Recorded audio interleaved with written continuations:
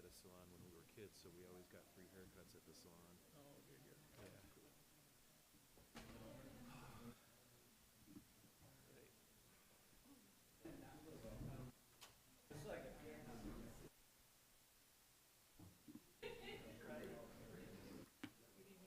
Hello, how are you, Sean? I'm well. Good to see you.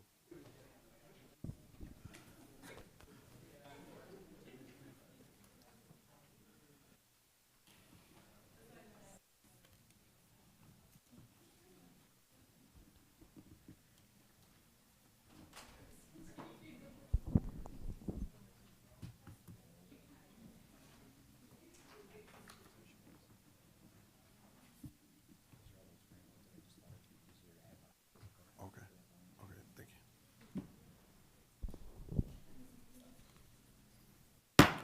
Good evening. I'd like to call this Genesee County Board of Commissioners meeting to order at 5:30 PM on Wednesday, October 15th. We're going to have our invocation. I'll give our invocation, then we have our Pledge of Allegiance by Commissioner James Avery after our roll call. Roll call, Madam Clerk. Commissioner Lloyd, Present. Commissioner Winfrey, Here. Commissioner Getzinger, Commissioner Brown, Here. Commissioner Avery, Here. Commissioner Shoemaker, Present. Commissioner Kuzno, Here. Commissioner Wayhill, Here. Commissioner Flewellen. Present. Thank you. Before we begin the invocation, I'd like to ask for a moment of silence for Mr. Philip Dudley. He was employed by a contract company that serves and supported our Genesee County Administration building. He recently passed away.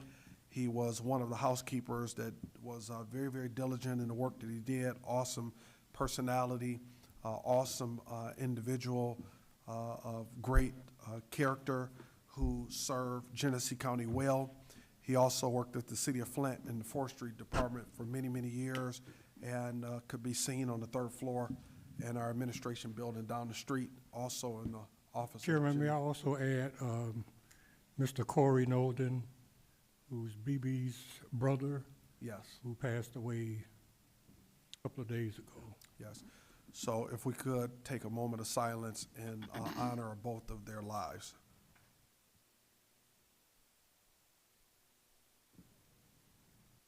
Thank you. Gracious God, we thank you for this day, another moment to serve the people of Genesee County. We thank you for choosing us as the vessels that you will use to bring about positive change in our community. We ask that you will be amongst us during our meeting tonight, that you would guide every decision, every word spoken, every action taken. Bless the residents of Genesee County in a special way. Continue to lead us as we make our community better. Amen. Amen.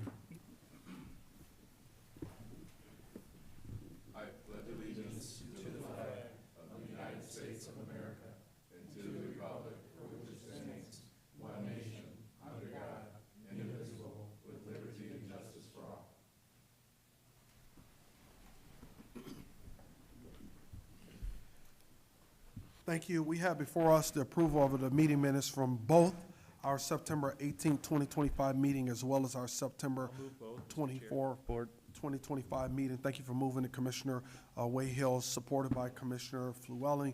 Is there any discussion? All right, seeing none, all in favor, aye. Aye. All opposed, nay. All right, motion passes for both items. Now we have the time to set aside for public speaking. If there's anyone here who wishes to address the Genesee County Board of Commissioners, please come now at this time.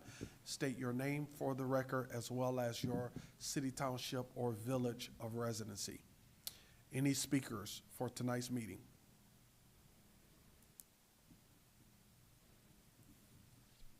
Hello, my name is Crystal, and I'm from the City of Flint, 485003. I just wanted to address all of you and hope that you consider the arts and cultural millage. I know that that is up for you guys to be discussing. Arts and cultural in this city is extremely important, and we have something very unique here with the Cultural Center, as well as all of our other little individual organizations that we have. I here am representing both Buckham Alley Theater and Wishing Well Theater, which we do get support through the Greater Arts the Greater Flint Arts Council Share Arts Grant. So I would like to just hope that you can consider that. I know that probably most people within your districts and you yourselves also visit the Cultural Center as well. So please consider renewing that so we can continue to have one of the most vibrant arts and cultural organizations in, I would say, probably the country. So thank you. Thank you. Any additional speakers wish to speak tonight? Any additional speakers who wish to speak tonight? Public speaking is currently closed. All right, that brings us to our communications. EP 25-011, approval of an increase to a purchase order to Satellite Tracking of People LLC in the amount of $42,000 to provide for tracking and monitoring services of tether release inmates at the Genesee County's jail. Action required on that one? All right, any questions? Commissioner Cousineau. Oh, Commissioner Shoemaker.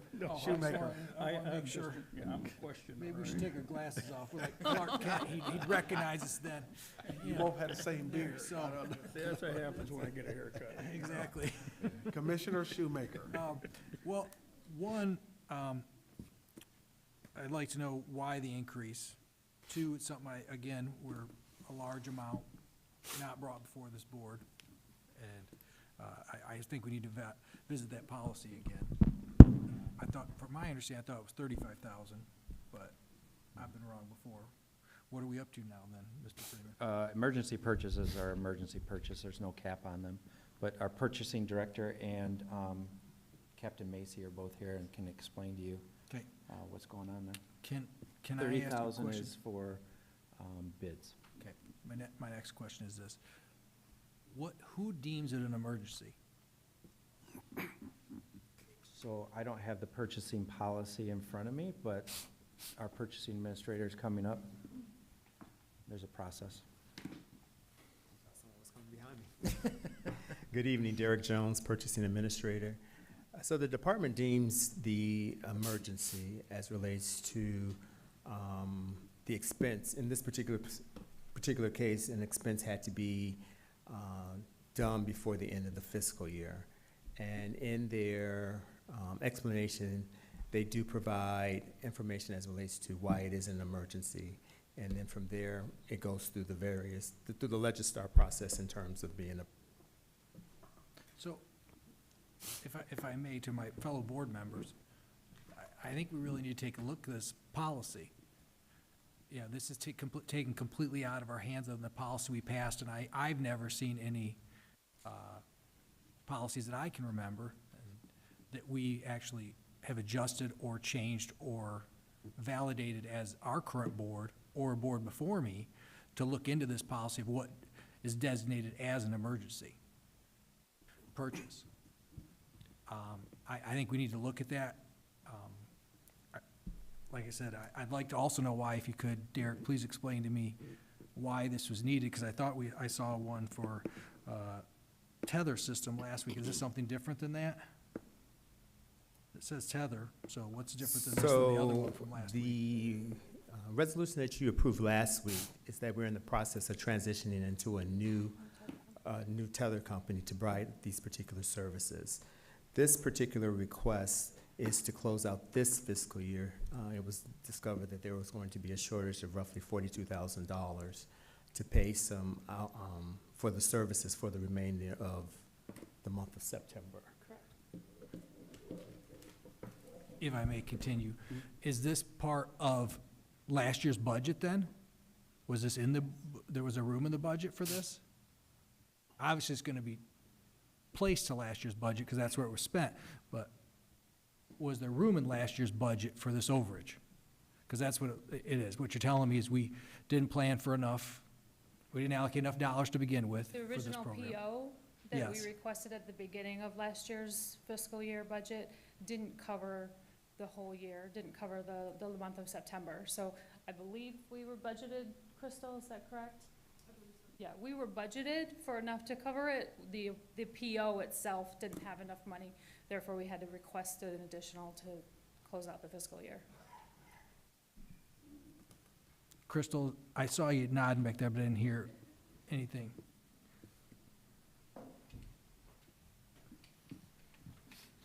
So when the departments request purchase orders, if they're over $30,000, they have to come to the board. So you would have approved the initial purchase order. Since they had to ask for an additional amount, they had to come back to you to let you know that they did add to that purchase order by that 42,000. So they're within their budget still for the year, but their purchase order was going to increase, and they can't do that without letting you know. In this particular instance, it's an emergency because we have people on tether, and we can't just not pay the vendor because they'll take the tethers off, and we don't want to deal with that. So that's the reason why it came through as an emergency purchase and not just an item on your agenda to approve. And forgive me, but if I may continue, Mr. Chair, I'm sorry. You know, this is a business transaction. You know, I've been around business a long time. Generally, there's forewarning enough that, hey, you're using more than you're supposed to be using. Here's where you're gonna have a $42,000 bill, or this is for, how many months is this for? Two. Yes, that was So- for 2 months. So we have 2 months that we could have approved one of them if we would have known. I just think this has become a catch-all for a lot of things to be brought to us later. And I'm a little irritated by it because, you know, we should have either known we're going over budget with this, and it could have been brought to us. And this is just one issue, and that's why it's not the biggest issue, but I see a lot of these come through, and it's very frustrating to me that we don't have a more of a policy in place of control of this. Because what if it wasn't in your budget and then we went over? And then it's coming back to us, so. Did we increase your budget for next year for this cost and this expense? Because we think it's gonna increase. Did we increase their budget for tethers? I would have to go back and look, but it does fluctuate based on the number of people that are on the tether. I know we look at that at the beginning of the fiscal year. I think we average what it is for the last fiscal year per month, number of people on the tether to project for next year. I mean, obviously, this year's budget, which is on the agenda as well, this year's budget is kind of different, and I believe we're asking for general funds to cover it because the state funding that we anticipated isn't there. So, we're making plans to adjust accordingly with general funds, but initially we had planned. And what they're requesting of you on tonight's agenda is an amount not to exceed, I think it's $350,000 in total between the sheriff and the courts, and that amount is in the budget after you approve that. But what we approved last year was amount not to exceed, and this is the portion that exceeded it, correct? This isn't exceeded what was approved in last No, year's it's just budget. their increase in the It's purchase just an order. increase on the purchase order itself. Okay. So it's not an increase to the budget, just an increase to the purchase order itself. All right, thank you. Sure. Other than to our board, I would like to revisit that policy. Josh, could you get me a copy of that, please? Thank you. Now, Commissioner Kuzno. Yeah, I just wanted to add that I share Commissioner Shoemaker Thank you. concerns. You know, I too have noticed that there's a lot of emergency purchases lately, and I think that whatever committee that is supposed to overlook that policy probably should do that.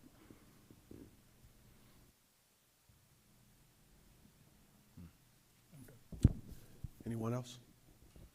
Which, that is a, will that fall under governmental ops, or is it finance?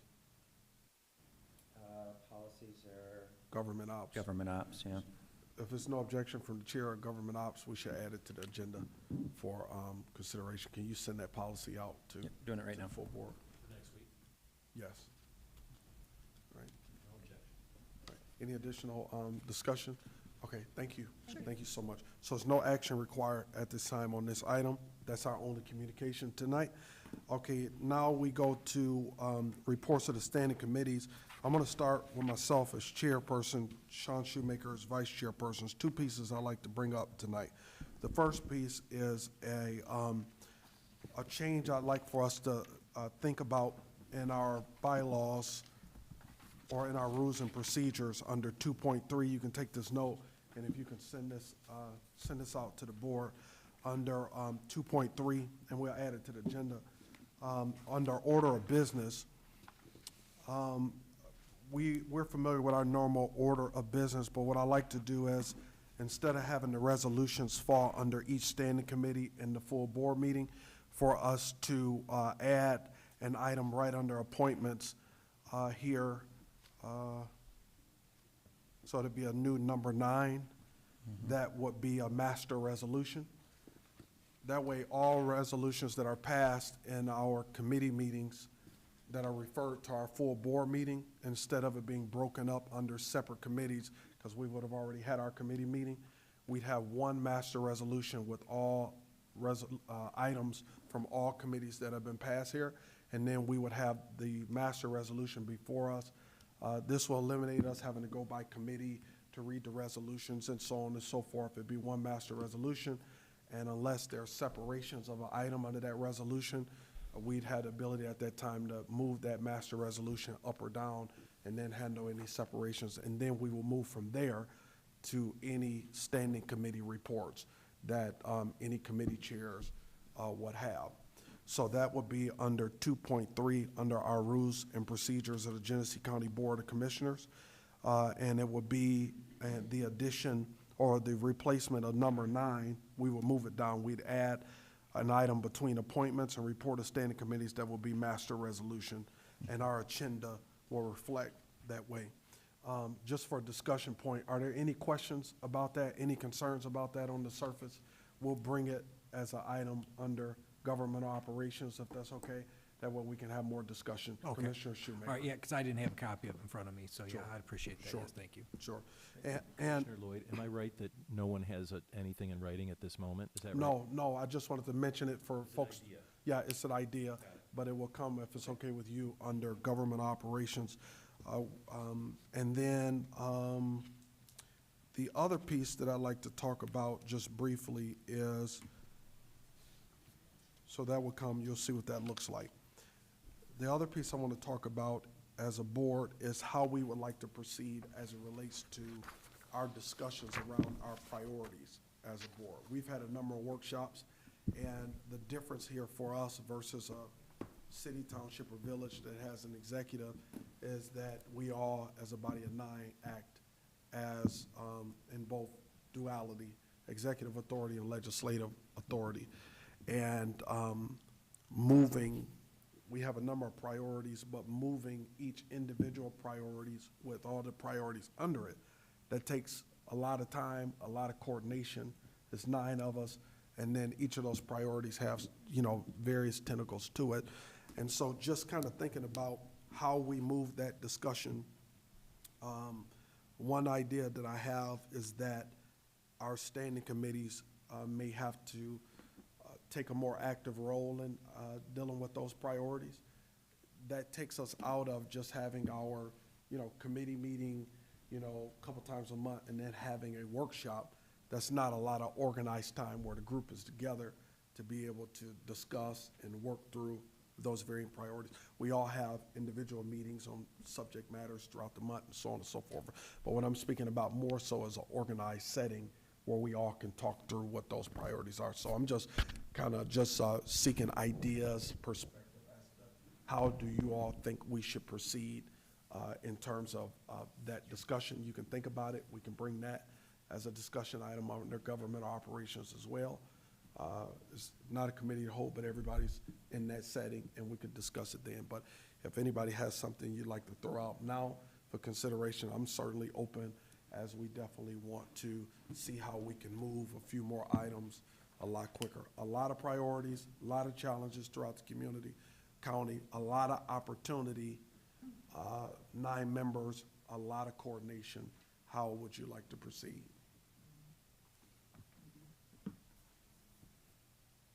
Let's add that as a discussion item under government operations, if that's okay. Just a thought. I didn't realize this was going to be a topic, but am I right that, I think I'm right, that the study sessions produce the priorities, but we have yet to really, we haven't adopted them formally, have we?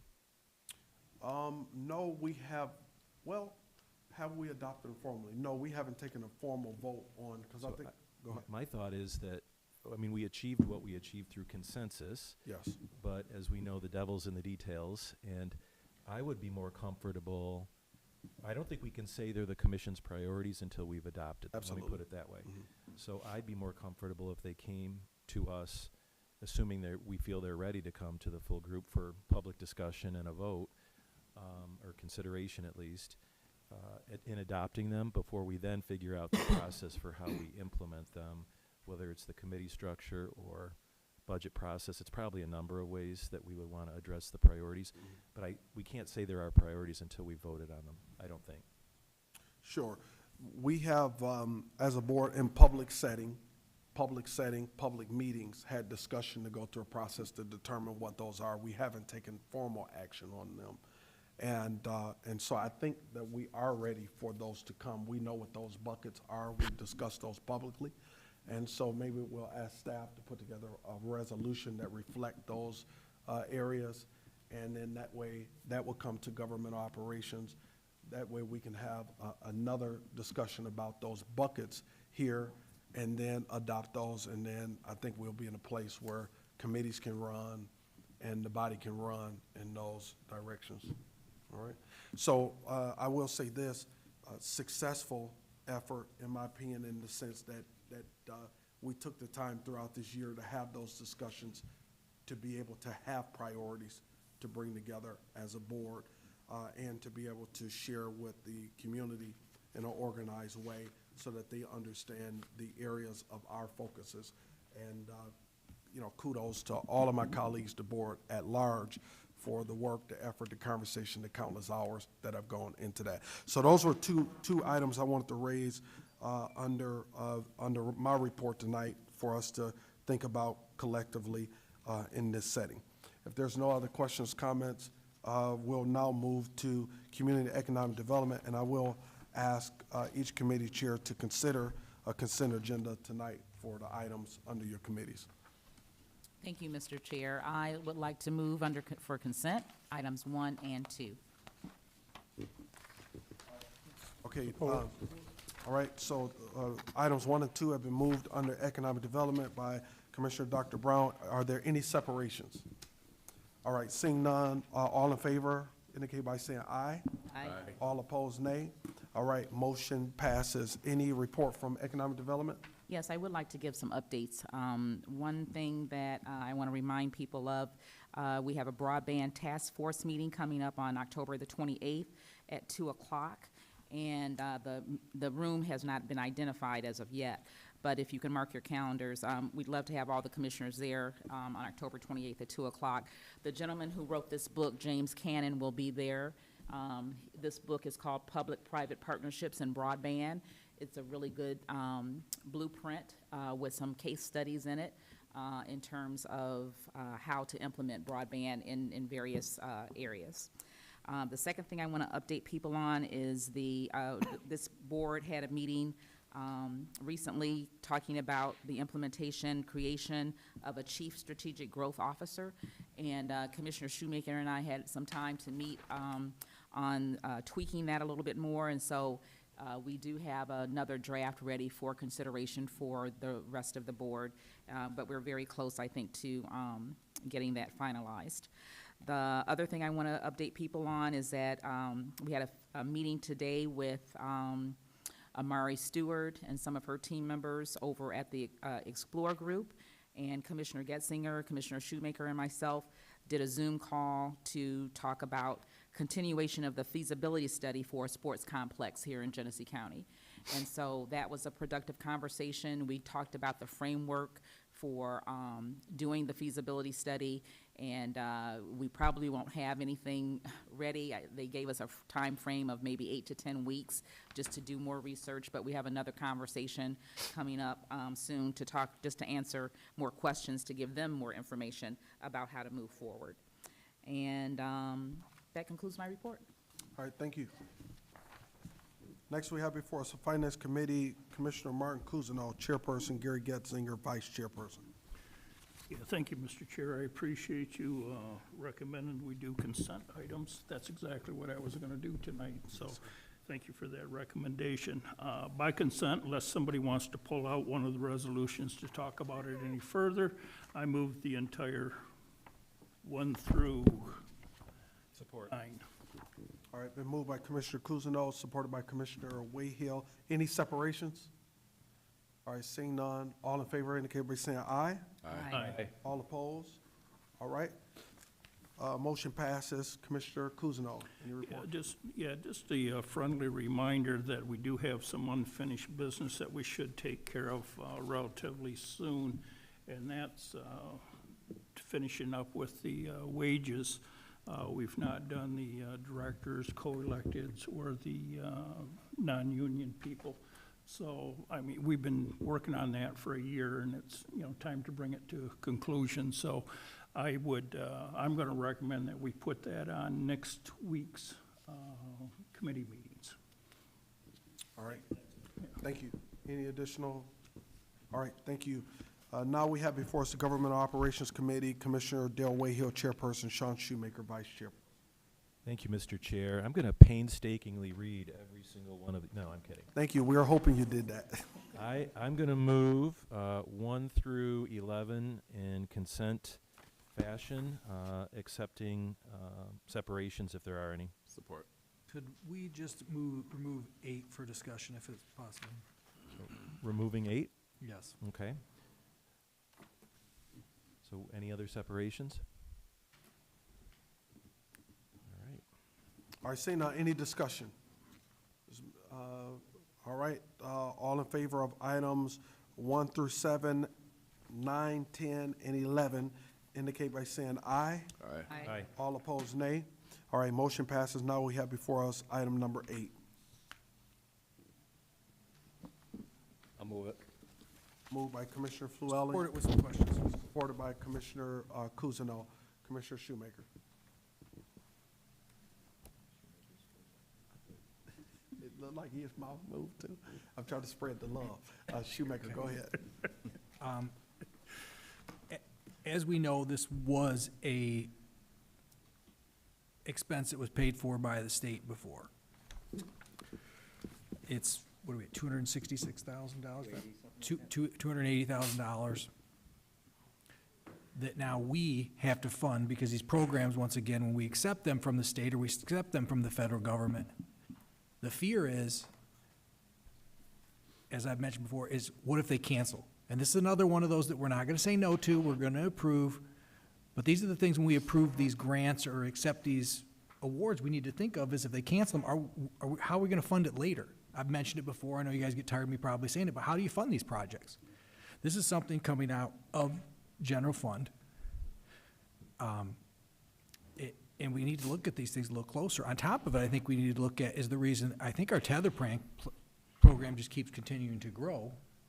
And I think we need to look at how the process of our residents, if they are entangled in the court system, how that process is moving, how effectively it's moving, because there's a large cost for us to keeping people in the jail. And that's a conversation we need to have with the courts. We probably need to talk to the sheriff and the undersheriff, not that it's them keeping them in there because they can't decide their court date, but they can fill us in on a lot of what is going on and give us some answers from another side of it, just from the court.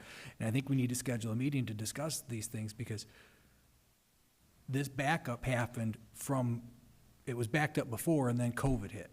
But we're now 4 years down the road from where we were, and we keep adding more tethers because we don't have room in the jail. So these are costs that maybe we should look at and try to get under control and take an active part in. And I don't know where we'd start that, but I'd take recommendations if anyone has on how we would start it and where we would start those conversations. Don't all speak at once. Well, I'll speak. I understand what you're saying, but that's why we have in our policy that if a grant goes away, which in this case, that's what has happened, that we automatically quit doing that, or we lay off people that are performing that service unless we take action to dig into our general fund. And so this is just another example of that. And we have chose to put it or take it out of our general fund. But that's where priorities, the chair was talking about priorities. And so, as you said, we're going to have to develop priorities. As as I tell my patients and they ask me a prognosis, I tell them every day, I woke up this morning and I broke my crystal ball. I don't know, you know, a lot of this stuff, and I don't mean to make light of that, but we can't predict. You know, once we accept a grant, we don't know if they're gonna drop it in the future or not. And that's when we have to make a decision. How do we fund things? We got, as you know, we have to produce a balanced budget every year. And when it comes to making that budget, we have to make a decision. And I don't have an answer for you, Sean. I'm just telling you that each and every one that comes up, we're gonna have to make a decision. I guess that's why we get paid the big bucks for losing hair out of our head, for making all these stressful decisions. You know, once again, I'm making light of it, but, you know, I think you understand what I'm saying. And each and every one of them, as it changes, we're gonna have to make a decision. Yes. If I may, I agree with Commissioner Kuzno. I understand that. One, I don't think we've taken a grant in that when it falls off, we haven't funded since I've been here. And that's going on 7 years. But the other thing is I would like to see a process of seeing how we are moving people through the courts, because I have seen this number of inmates continue to increase and these tethers increase, and it's sound financially for us to actually look into this. So if you would, if no one else wants to do it and government operations wouldn't be opposed to it, I would like to have Mr. Freeman organize with me someone from the prosecutor's office and maybe a meeting with the undersheriff or the sheriff to actually, and if Dale you would like to sit in on it, I would like to have that meeting to discuss what is going on, what's our average time that an inmate is in our system. You know, how many people are we putting on tether in that number, and just start trying to get some details to see if we could offer some solutions to help expedite this, so if that would be possible. Yeah, I welcome you doing that. I will say I have tried that in the past, back in 2020, and maybe some fresh faces would have better results. And I thank you for taking that initiative. Well, I was here when we did, if you remember, I was a part of, but I believe it's, one, financially it's sound for us to move people through. Two, if people are not getting moved through the system in a fairly reasonable manner, I think that falls on us also, no matter, because they are not convicted yet, so they deserve their due process, and they deserve to have them in a rapid manner. So, I remember that conversation though, Marty, and I hope it's different than what we had last Well, time. I hope but it does we'll too. You know, we'll try. I don't wanna, make it sound like I'm against it. No, I know you're I'm all not. for it. I've just I know- made the comment. I know, I remember Yeah. it, so that's why I'm Okay. smirking at you. We All right. know, but I'd like to try, so. Yeah, please try thank it. Yeah. Commissioner Getzinger. And I agree that we, when a grant ends, we should evaluate the effectiveness of what we were, and is there an alternative way? We must have been doing something different before the grant started.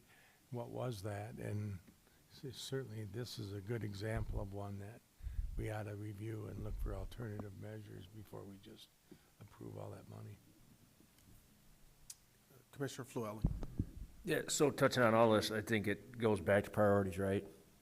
So this is $280,000. We can't just shut the tethers off, let the criminals go, right? So are we setting our priorities when it comes to the grants, comes to the funding, comes to the general fund, comes to all of it? What else is, what can fall off, right? What can we say, low-hanging fruit? Tethers are an important thing. Yes, the court system most likely needs to be more efficient, needs to work faster. We also have a lot of issues in society that can create less criminals that we need to be addressing too. But when we talk a lot about priorities, this is a priority program. I'm gonna go ahead and say that there's some other ones that probably aren't, at least not statutorily. So that's all I have to say.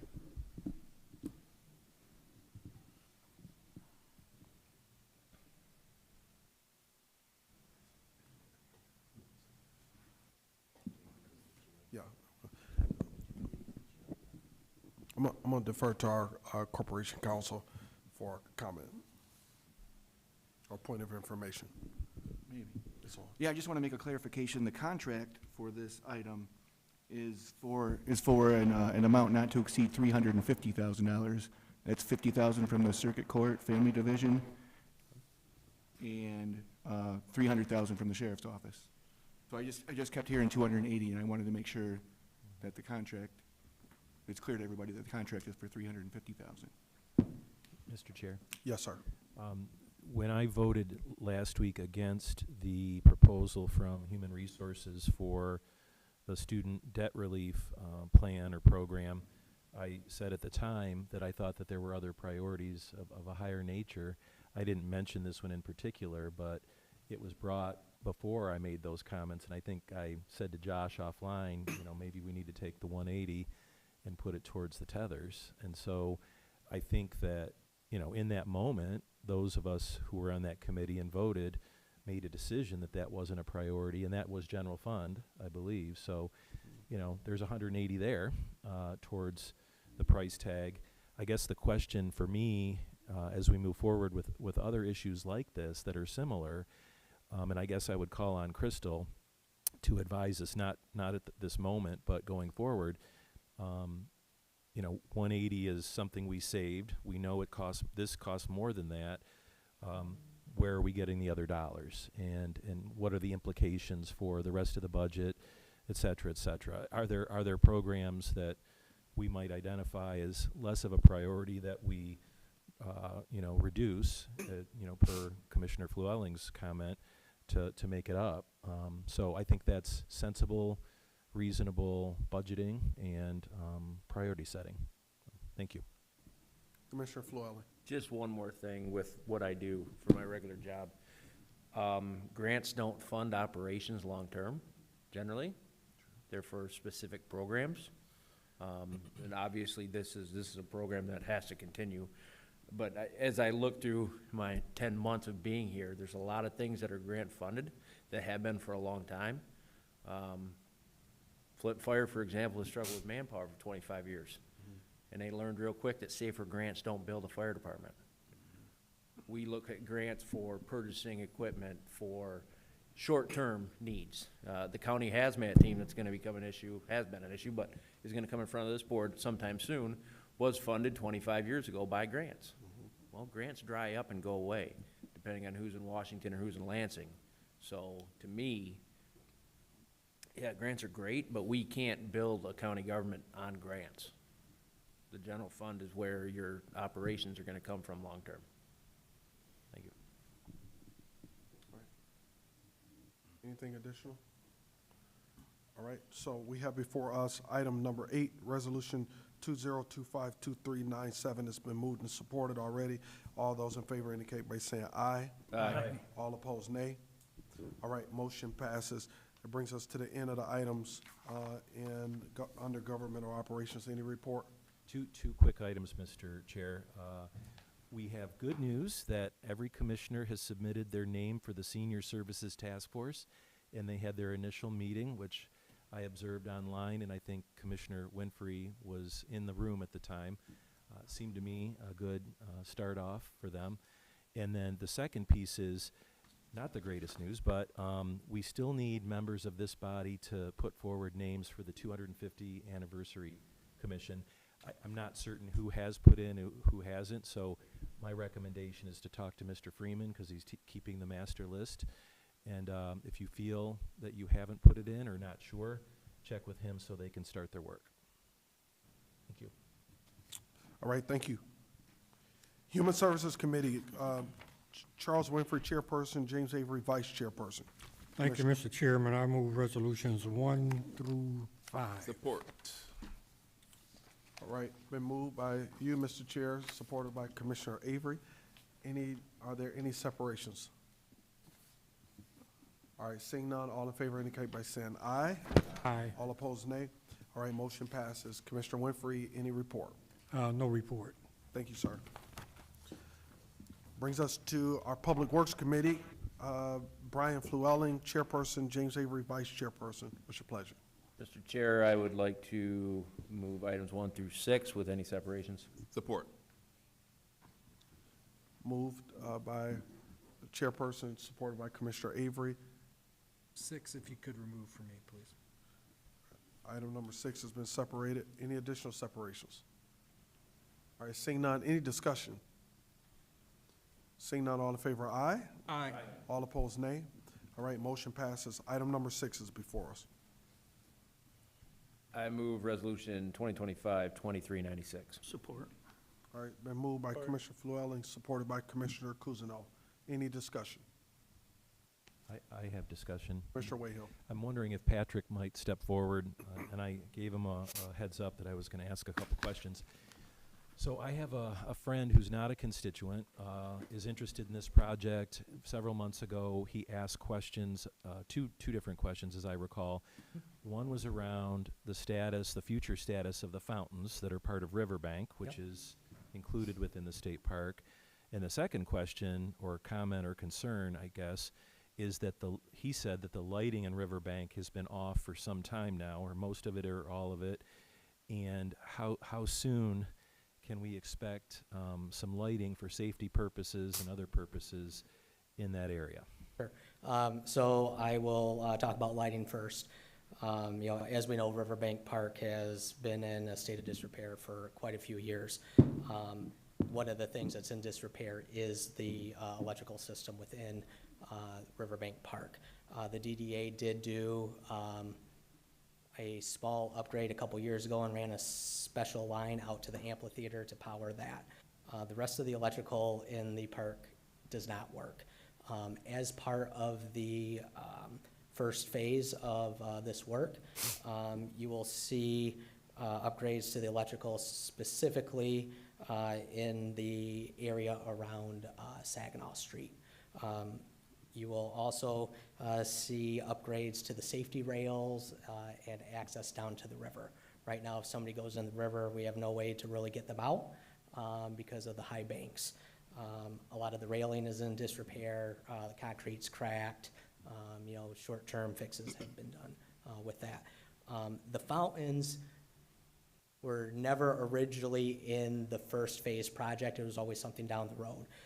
But as the partners were working through this, we decided that we need to make that a priority because when we do Grand Fountain block, if we don't get the Grand Fountain running, is it going to happen? So we're currently in engineering with that right now on the design of that. Originally, both fountains, the one in Waterwall block and the one in the Grand Fountain block, pulled water out of the river. That system has since been removed, so we're looking at having to put in a recirculating system. So right now, we're working through what that's going to take, what the infrastructure for the fountains, because everything's in the concrete, what condition that is in, and what condition the electrical through it is in. Is it our intention, Mr. Chair, if I could, is it our intention then at this moment to more or less keep the Grand Fountain, and I forget the name of the other one? Waterwall block. Okay, in the shape that they were when they were in good condition? Is that our intention right now? Yeah, it is part of the Grand Fountain. So as part of the first phase right now, we still have money left over. And Grand Fountain is the block that we're really looking at to do. And then through some of the cost savings by going through the plans and that with the master developer, we're looking to be able to get that done, get the fountain work done right with that. So we should have construction drawings for the fountain here in the next 4 months. Okay. Cost savings in other areas of the project that can then be channeled into other areas. And then the lighting, so what I heard was first phase, lighting mostly around, I assume, both sides of Saginaw Street where the park's at, on both sides of the river? Yep. And where does the rest of the lighting, what phase does the rest of the lighting fall in? It will be in phases 2 and 3. So, when you look at the condition of the blocks and what they have to offer, like Playground Block, which is the one directly behind the parking structure here, a lot of that work is just going to be concrete replacement, accessibility, those sort of things. So, we're designing the system to do all of it, but as we move through those blocks, the new electrical will be expanded. Last question. refresh our memories as to the length of time for each phase, approximate. I realize these things are, moving targets, but the first phase starts when, likely to end when, and then 2 and 3. Yeah, so we were hoping phase one would start here this fall, but, we're not at that point. We will start some of the work to get everything ready for that, but you will see an amphitheater block as soon as, frost laws allow us to get in there and move equipment. We will be in there with the thought of having amphitheater block done by June. So that's phase 1? That's part of phase one, yes. Yeah. So Phase wall and market stall. So when will phase 1 end? We should be done by the end of the summer on phase one. Okay, and then phase 2 would start at approximately the same time? Depending on funding, yes. But we do have some money left over that we'll be able to start it. All right, thank you, Patrick. Thank you, Mr. Chair. Thank you, Commissioner Kuzno. Yes, Shoemaker. thank you, Commissioner Mr. Chair. Shoemaker. Excuse me. I'm Hold sorry. on, I'll put these on so maybe you can recognize me, but, actually, you put these on, maybe change yours. I wore some different glasses today. My apologies. No, it's fine. My couple questions here is, would you remind the residents where the funds come from for this project? Yep, it is a combination of state, federal, and private dollars. Okay. On top of that, I have a couple questions, though, a little more detailed. You already received these funds? The ones that we have now, yes. Okay. We still have a funding gap of about 20 million. We're ahead or we're short? We're short. Who's gonna cover that? Right now, the state's looking at options within their budget for that, but also our partners are fundraising for the rest of that and looking both corporate and private. $12 million is a lot of money to fundraise. Wouldn't you agree? Mm-hmm, yep. What happens if you can't come up with the funds and we're in the middle of a project? And I'm gonna say this is, one, the state, as we know, and the federal government is in flux with different legislators, different leaders being elected, so funds could be changed here or there. So what is the plan if we don't come, because 12 million, like I said, that's a Right. lot. So what happens then? So with the phasing aspects of this, we have it where there will be, with each phase, there will be a considerable amount done that will be in a finished state, and then we have the things that we will add on to. So, we kind of have the wish list items and then the things that we have to do. Mr. Chair, if I may continue, what's on the wish list items so the residents could know what they could be looking at? If you didn't get the 12 million, that's the portion that's on the wish list. Yeah, so, things like pavilions, benches, streetscaping, those sort of things. We're focused a lot on the infrastructure that's there. Okay, thank you. All right, any additional discussion? Commissioner Kuzno. Yeah, he already answered a lot of the things that I was gonna say, but back when this whole thing started, you and I think, Sean, are the only ones left that were part of that original plan to turn that into a state park. And I know we went to great lengths to make sure that the county would not be liable for any expenses. And it was as you said, a state, federal, and private thing, with the county completely left out.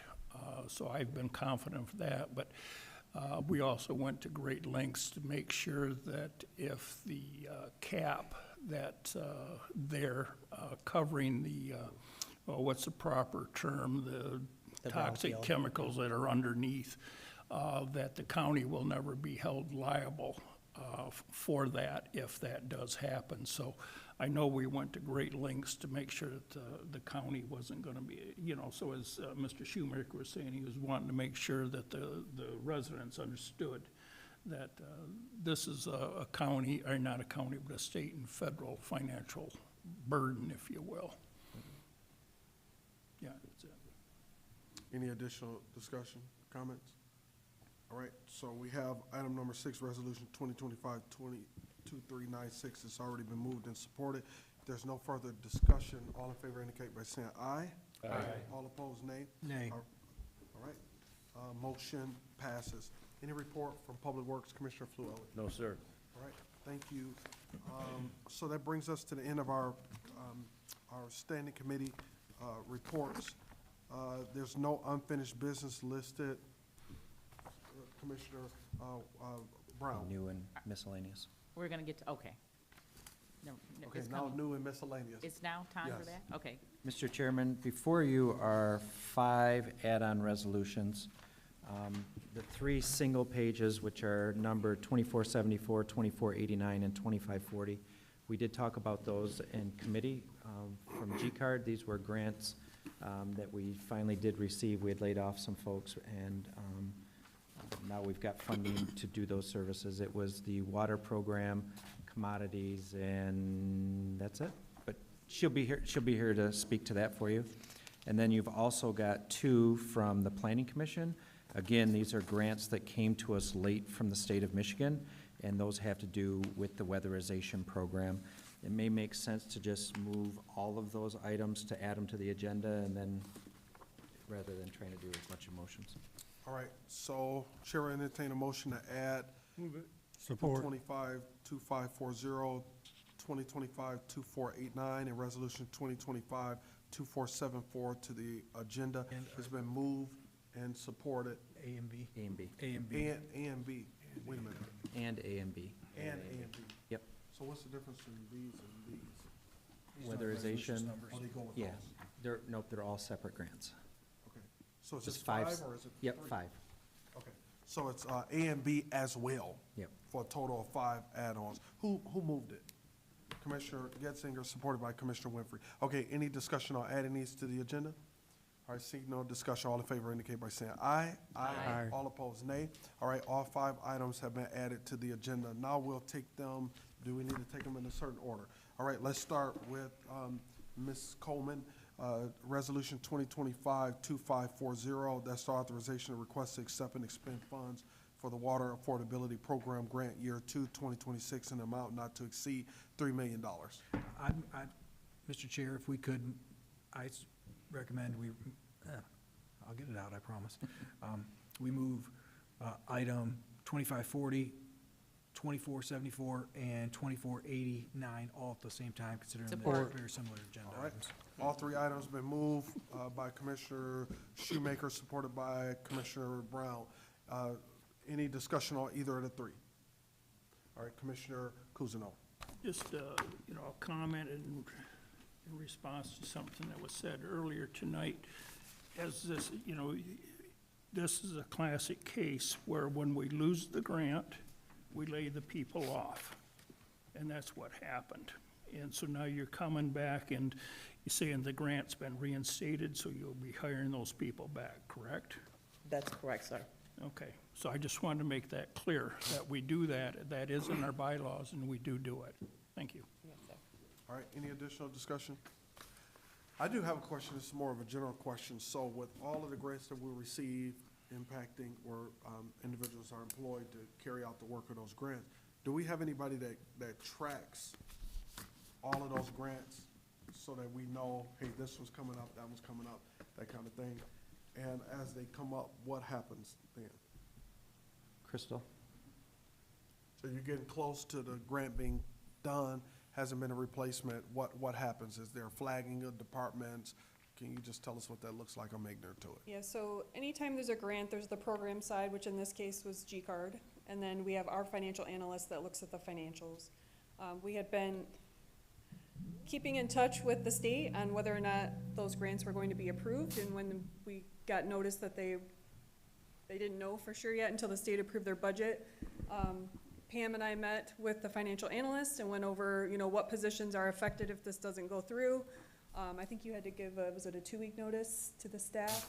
Was it 2 weeks? That's the general rule, but HR said there was a clause in case of emergency or, in our case, lack of funds. We Okay, didn't- so she was able to meet with those staff that were affected, explain why we had to lay them off, and that hopefully when the state budget got approved, we would get notification of those grants and be able to bring them back. So luckily, we did get the news, and I know Pam's very excited to let them know they can come back, but that's how that process works.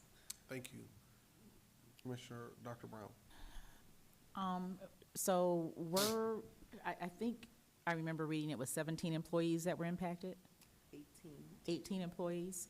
And so what, were those, any of those 18 employees actually laid off for a period of time? And if so, how long? Yes, ma'am. 18 employees were laid off.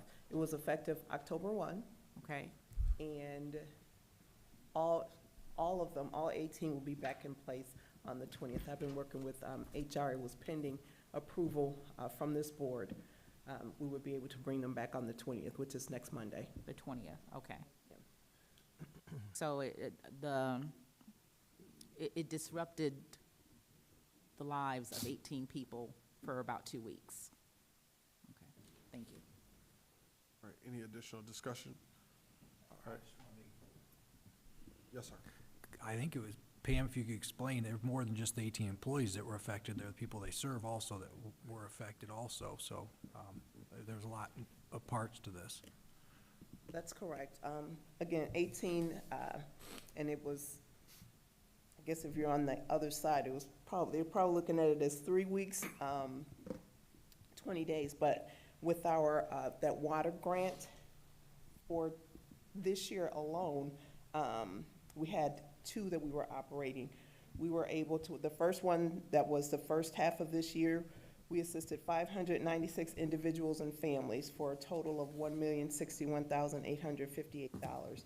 In our second water grant that ended, it was supposed to run until September 30th, but we spent it out early, 383 households for a total distribution of $678,030. In our CSFP program this year, we assisted, we're approved by the state to assist 2,462 individuals per month. For the year, we assisted 29,546, which came out to an actual 2,593. We went over, we met our cap at 105%. And our TFAP, which is our quarterly program, we assisted about 7,500 individuals per month, because those individuals that we weren't able to assist with CSFP applications, we gave them an emergency food box to try to tide them over until the following month.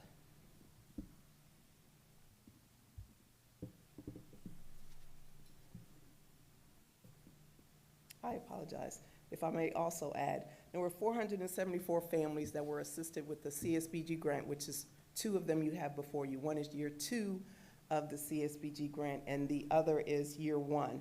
And we assisted those individuals with rent, utilities, and property taxes, also hearing aids and deliverable fuel, for a total of 378,576 individuals.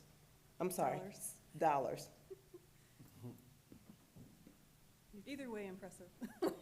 It was quite a few individuals and families are assisted by these grants. So we are excited to apply for them and receive them every year, and also to administer them, because there is a great need in the community, and we take pleasure and honor in administering the grants.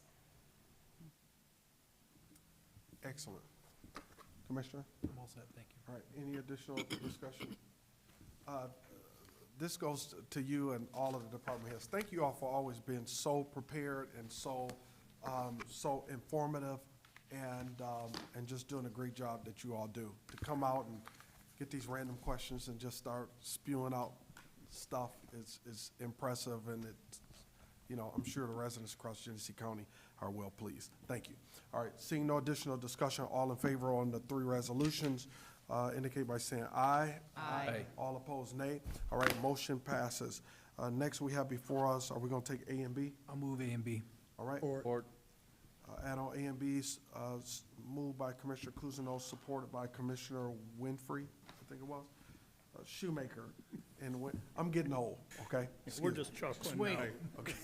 We're just chuckling. Okay. Both resolutions been moved and supported. Is there discussion? Mr. Chair. Commissioner Wayhill. Thank you. I'm not sure who can answer this, and maybe Josh can. Remind me who the Human Development Commission is. Bradshaw's here, he can. All right, thank you. And Derek, thank you for sending the email alerting, at least me, I assume everyone. Not a problem. These were coming. That's the Huron Development Commission. They're a corporation out of Huron County. So Huron County are the ones that, like last year, were doing the weatherization program. So this is a partnership we have with that group outside, which is outside of our own county. Right. And so the intent is, by us applying this year, we bring it back in-house to Genesee County. We're gonna focus just on the city of Flint. And then the intent is next year to take the entire county. Okay, I do recall that now. Yep. Thank you.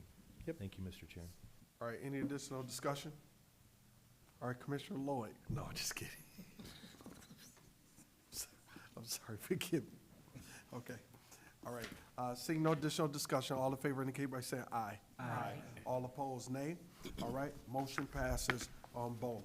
All right, so that, new and miscellaneous business, any additional business before us? If I could, Mr. Commissioner Shoemaker. Unless something's changed to address the young lady's question about the art and cultural millage, it's my recollection that the millage, and I looked it up, was passed in 2018, and it's a 10-year millage, so you've got a ways before it's even be up for another vote. So I wouldn't worry about it in the next year or two. So, thank you. All right, any additional comments? All right, seeing none, we conclude our agenda. This meeting is adjourned at 6:30.